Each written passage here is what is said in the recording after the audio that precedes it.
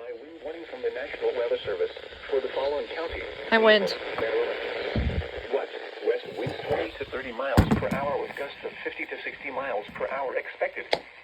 Where? The District of Columbia, Central, North Central, Northeast, Northern, and Southern Maryland, and Northern and Northwest Virginia.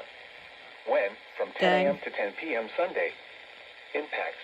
Damaging winds will blow down trees and power lines. Widespread power outages are expected. Travel will be difficult, especially for high-profile vehicles. Additional details. The strongest wind gusts are expected Sunday afternoon into Sunday evening. Wind gusts of 40 to 50 miles per hour may linger at times through Monday. Remain in the lower levels of your home during the windstorm and avoid windows. Watch for falling debris and tree limbs. Use caution if you must It could drive. be a double EAS header, I don't know, so we'll see. No. Here is the official Okay, I'm National not Weather right. Service.